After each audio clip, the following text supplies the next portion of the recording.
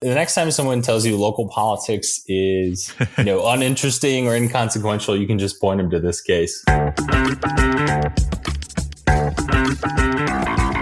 I'm Eric Wilson, managing partner of Startup Caucus, the home of campaign tech innovation on the right. Welcome to the Business of Politics show.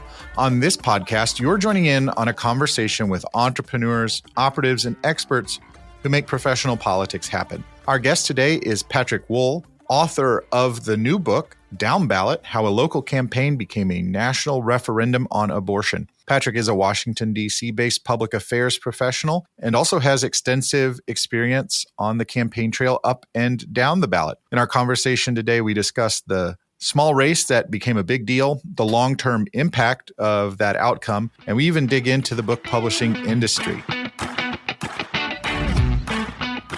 Patrick, let's start by setting the stage for the 1990 primary election this book is about. Who were the candidates and why was this state legislative race on the national radar back then? Well, this is a campaign not unlike the, thousands of races that happen across the country on the state legislative level where, most people wouldn't know who these people are. But this story is illustrative of those people and those races that don't get a lot of attention. And both women are longtime legislators in the Northwest suburbs.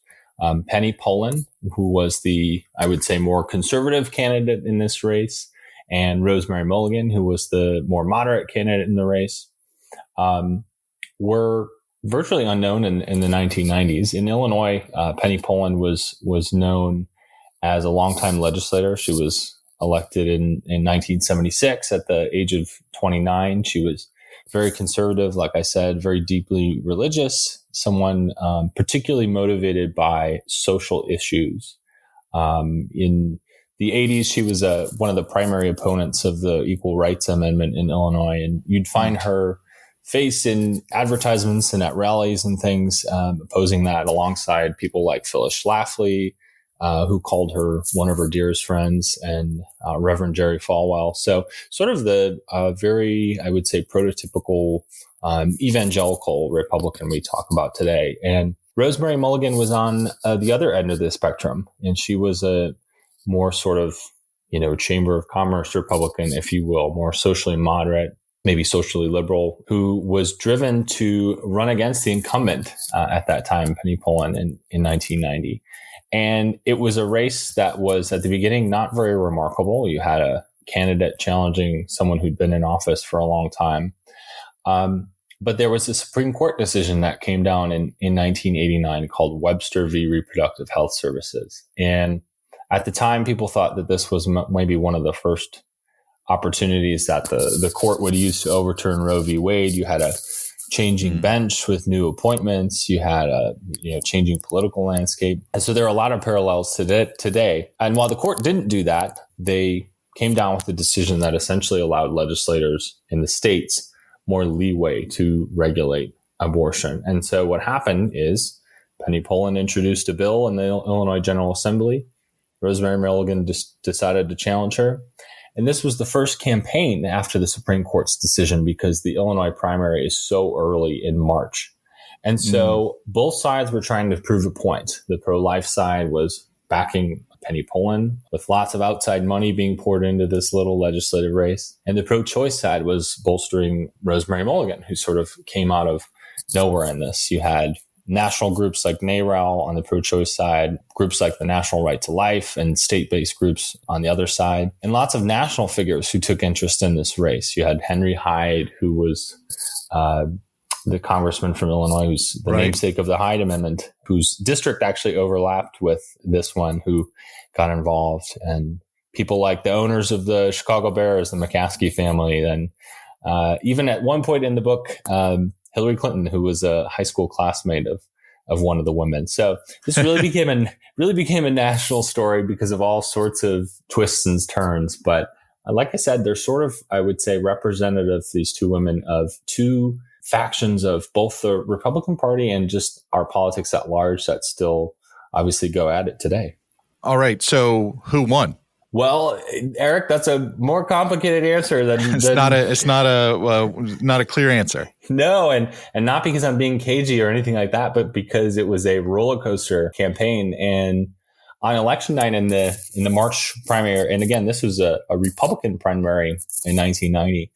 On election night, Rosemary Mulligan, the pro-choice candidate, was ahead by 31 votes. And at that time, they thought they had won. It was all over the national news the next day. Diane Sawyer was talking about it as this big litmus test on the issue. But they discovered a double count in one of the precincts, which is, that's the sort of thing that does happen in elections. But usually it either doesn't matter because it's just not very close, or it quickly gets resolved. But a recount ensued, and it was a seesaw back and forth for a couple of months. Both sides had to hire lawyers to basically go in a warehouse and argue over which ballots they'd set aside and then bring before a judge. And it was all over the issue of dimpled chads. And in 1990, this is not a term that people knew about. This is pre-Bush v. Gore, which we can talk more about. It all centered on which ballots to count. And so they argued before a judge. It eventually was tied. And in the event of a tie, it's pretty simple. The recount process is complicated. There's lawyers involved. There's all sorts of legal maneuvering. There's lots of money spent. But in the event of a tie, they flipped a coin. And Rosemary Mulligan called tails, the pro-choice candidate. She won. And it was an exciting moment again that thrust them into the spotlight. Ultimately, it was kind of a formality because it just, in a recount case, decides who's going to appeal generally. And eventually, in September of 1990, the Illinois Supreme Court had ruled, based on these various dimpled chads and things like that Penny Poland had won by just 7 votes. So very much a seesaw election because of that issues. And it was one of the first cases that really talked about that issue of dimpled chads, like I mentioned. Yeah. So obviously, just by name alone, most politicos won't be familiar with the Poland v. Mulligan case. But the moment you say the words dimpled chads, we get a hint about why we're still talking about this. And it comes back to the 2000 Bush v. Gore recount. So who dug this back up in 2000? It's obviously 10 years difference, different state. How did this come to be a part of that Bush v. Gore decision? Well, both sides were obviously at a very heated recount of their own in 2000. And so both sides actually brought it up at some point to argue for, they both said it stood for one thing or the other. The Bush team said it stood for the notion that dimpled chad shouldn't be counted. And the Gore team in particular used it to say that they should be counted. And this became a whole side story in Bush v. Gore because the Gore team found it in a Chicago Tribune article talking about this case. And the article said at the time that the Illinois Supreme Court said definitively, you always count dimpled chads. That's what they did. And so they brought that standard to Florida and said, hey, look, another state had dealt with this. And while a state court ruling from a non-Florida court couldn't bind them, it just provides a persuasive reason for why they should. And the problem was that the article actually misrepresented what the holding was. The court in Illinois did not say that they should be counted in all cases. It just said, to the extent you can determine voters' intent, then you can count it, which is very, very different. And so this became a sideshow because the Bush lawyers eventually filed a complaint against David Boies, who was the lead Gore attorney. A lot of people know him because he was very prominent in the Microsoft antitrust suits. He was Elizabeth Holmes' lawyer for Theranos recently. So he's a very well-known litigator. But they tried to file complaints against him saying, he was misrepresenting this case. But the problem was it actually did result in using the Poland case and other state cases, did result in votes being counted in some counties for Gore based on that standard. And so that became important later on, because when this eventually reached the Supreme Court and they were arguing over this issue, we all know what happened in the end. The court ruled in favor of then Texas Governor Bush. And the reason they gave for ruling in his favor, for saying there was an equal protection violation and stopping the count, was because there were all of these uneven standards in counties across the state. Some were counting dimples, some were not. And it was because confusion over cases like this. So the next time someone tells you local politics is, uninteresting or inconsequential, you can just point them to this case. Well, it's a fascinating story, lots of ups and downs. So what became of Penny Pullen and Rosemary Mulligan? What did they think of their recount battle shaping the outcome of that 2000 presidential election? Well, it's interesting because the lawyers who worked on these cases, the Pullen lawyer who worked for the more conservative candidate ended up working for the Gore team during this, helping with the recount, and then the Mulligan lawyer who represented the more moderate or liberal candidate worked for the Bush team. So it sort of goes to show you. I think this says a lot about lawyers. Yes. I'm not going to say what I think it says about them, but that's an interesting point of trivia. Well, as someone who will after I take the bar in a couple of months be a lawyer, I'll defend the profession for a second here. I think it's interesting because there's so many issues in law that are even split ideologically. Constitutional law, you have an argument over the living Constitution or originalism, or in a suit over workers' comp, how much money you should give is split on side. But this is really just sort of you argue what you argue at the time based on what's happened and what favors you. So it really the recount issues know no political home, which I think is a unique piece. But as for what happened with both of these women, again, this goes to them sort of representing different ends of the political spectrum in our country. Rosemary Mulligan eventually won a rematch in 1992, and then became a longtime legislator in the Northwest suburbs, Republican legislator.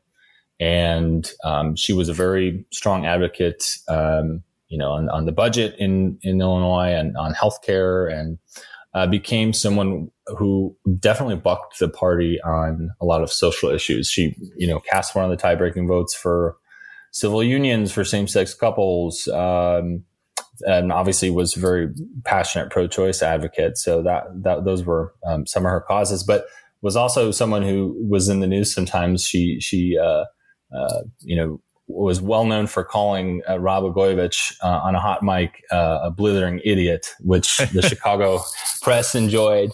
And on the other end, Pullen, Rosemary Mulligan has since passed away, but Penny Pullen is still around. She's still active. She actually recently moved to Michigan. She ran the Illinois Family Institute, which is a socially conservative advocacy group in the state, and she runs a pro-life nonprofit now. She's been on all sorts of boards. The Council on National Policy. She was one of the founding members, actually, in the early days of the American Legislative Exchange Council, ALEC, and sat on all sorts of boards with people like Ginny Thomas and Phyllis Schlafly and Tom Fitton and Morton Blackwell, who founded the Leadership Institute. So very interesting, just because I think she sort of represents the activist or legislator who works a lot behind the scenes, but doesn't necessarily get or seek out the credit for a lot of the work she does behind the scenes. Yeah. You're listening to the Business of Politics show. I'm speaking with Patrick Wohl, author of Down Ballot, How a Local Campaign Became a National Referendum on Abortion. Patrick, I want to shift gears now, because writing a book isn't the usual career path for someone in our industry. What motivated you to become an author? Well, I had always known about this story, and really what motivated me to become an author was that nobody had written about this story before. And I thought it was so interesting as a campaign junkie. And, I've worked on campaigns on the state, the local level, governor's races, presidential campaign, and there are all sorts of books and movies and podcasts and things about presidential races or high profile campaigns for governor. But I love local politics, and there really is a gap in political books. There's very few, if not no, political books about local campaigns that tell a story, not an analysis, but a narrative story that kind of shows people what it's like to work on a political campaign. And so I got to blend that, my political experience, and try to bring people behind the scenes of what it's like to work from, ballot access and candidate call time and election night war rooms and how a recount works, and sort of put my experience through of working in politics in the book in that sense, and melding it with all the interviews I did with the people who worked on these campaigns. So, ultimately it's not a political book. Obviously it talks about politics, but it tells the story based on all the research I did and interviews with people. So that was an interesting part of this, is just trying to tell the story without necessarily expressing political views or anything. Yeah, it's a great story, and it really feels like a visit to a foreign country. The way campaigns were run in the 1990s, the fact that you had a pro-choice Republican being competitive, and you have Republicans representing the suburbs of Chicago. I mean, it's kind of a foreign country to us now. So it's a great story. I'm glad you brought it to life. What are the new skills that you had to learn or hone to see this project through? That's a great question. And I think I would point to sort of what I just mentioned too, is turning off your political hat in a way. I certainly have my own views on all sorts of issues. And I worked in politics before, but really trying to be objective and just not deliver opinions or anything like that or express viewpoints, but just tell the story of what happened. And so I think that was one skill I had to develop. And then I would say also getting people to talk to you was an interesting experience, because people either thought I was, when I called them to talk, they either thought I was too liberal or too conservative, or, everyone thought no matter what their politics were, that I was going to write something horrible about them. So you really have to smooth people over and convince them to talk to you and convince even them after all those years. Yes. Oh, passions were certainly high, but I will say too, passions were high, but also a lot of the people I talked to are now in their 80s and 90s who worked on the campaign. So they also, memories weren't what they used to be. Sometimes, but I was surprised by some people. Like I spoke to the judge who worked in this case, and people were wildly blunt with their assessments of people, which made it a lot of fun because, they didn't care. They just said how they really thought them. So people weren't holding back, which I appreciated. That's funny. It's kind of like you're their confessor. After all these years, let it get off their chest. Give us a rundown of how the book publishing industry works. It's a fascinating business. It's obviously going through a lot of changes because of technology and self-publishing and things like that. Just give us the kind of overview, because we've got people who like to learn about business here on the show. Take us behind the scenes, like, the process. Well, it certainly is changing a lot. And there's obviously two routes. There's self-publishing, which has become a wider and realistic and available, avenue for a lot of people, certainly, especially with Amazon and all sorts of companies that make it much more easy now. But there certainly there's the other route, which is just traditional publishing. That's what I set out to do. And it can be just kind of difficult going through the whole process. It's a lot of waiting. And it's very, especially for a first time author, a lot of waiting. You have to write a proposal, pitch agents, get an agent, and then have them pitch publishers, which can be a whole process. And Washington, D.C. in particular is very interesting because there are a lot of books and state capitals across the country too. There's stories about politics throughout the country. You saw in the Trump administration a lot of staffer books, which sold really well. The Trump administration was great for publishing stimulus, yeah. you see lots of politicians who write books, obviously memoirs, and those are tend to be different. When you're one of those folks, generally you're probably hiring a ghostwriter. You're not doing it yourself, and so you'll put together a proposal with some sample chapters, maybe some blurbs, get your agent, and then shop it around to different publishing houses. And so you don't actually have to write a full book, which was an interesting revelation for me. But I'm not a famous name or anything like that. You did your own stunts on this. Yes, one. Exactly. No stunt doubles. So I had to write the book. So I wrote it first because this is a nonfiction book it's written more like a fiction book. It's a narrative. And so, I had to write that, pitch agents, probably pitched, 100 people before I actually had some options, but you've done voter contact, so you were not deterred or discouraged. It's funny you say that. That honestly is being told no is such a valuable lesson in that you can take away from politics, because you will be told no so many times in writing a book. And I'm yes, so that's certainly a valuable lesson. But DC is really interesting because a lot of the my agent is in New York, and she's wonderful. There are some really killer agencies in DC too that do really interesting, great work and do a lot of the big books that you see on bookshelves. Bob Barnett at Williams and Connolly is kind of he's like the go-to political book guy. Has done everyone from George Bush to Hillary Clinton to Sarah Palin and Liz Cheney. I mean, he does like every big book. And there's Ross Yoon, which is another huge, big agency in DC, does a lot of political books, a lot of politicians.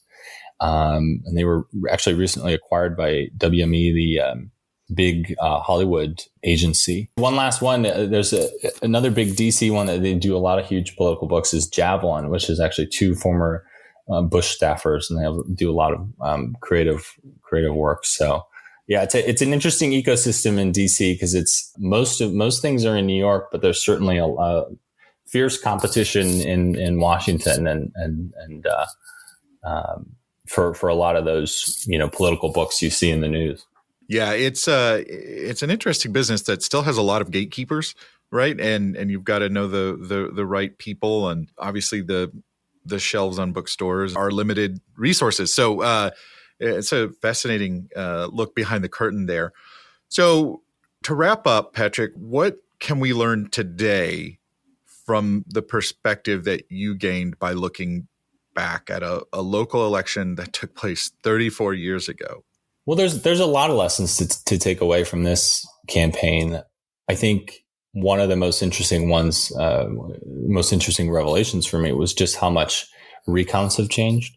And the technology that we vote on has changed. We don't use punch card ballots anymore. That was phased out a couple of years after Bush v. Gore. Took a little while, but the last two counties to use, these punch card ballots, which were confusing for people and caused all sorts of issues, was in 2014. So that's been cut down. That's been cut down on. And, so that's the way we vote has changed a lot. Certainly, it's still paper.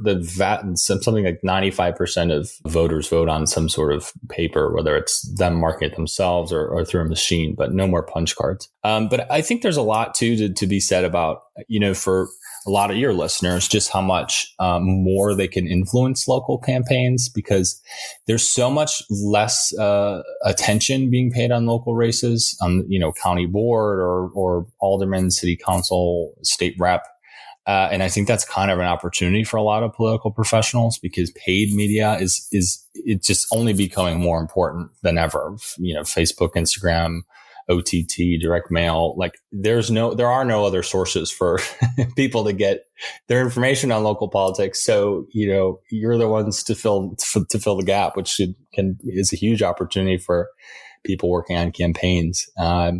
And then I would say the last thing is just sort of a tried and true lesson about involvement in local politics. I think people ought to be more involved. 80% of Americans can't name a single state legislator of theirs. One in three Americans can't even name their own governor. And so I think the biggest lesson in this is that, most issues today that we're talking about are decided in state capitals, not in Washington. And on every issue that Americans care about, there's a Penny Poland and there's a Rosemary Mulligan. And they're watching closely, but the question is, who's watching them? Well, my thanks to Patrick Wohl for a great conversation. Check out the link to his book in our show notes. Definitely give it a read for a fascinating look in a very, until now, not well-known piece of American campaign history. If this episode made you a little bit smarter or gave you something to think about, all we ask is that you share it with a friend or colleague. You look smarter in the process. People find out about the show. It's a win-win all around. Remember to subscribe to the Business of Politics show wherever you listen to podcasts so you never miss an episode. You can also sign up for updates on our website at businessofpoliticspodcast.com. With that, I'll say thanks for listening. See you next time.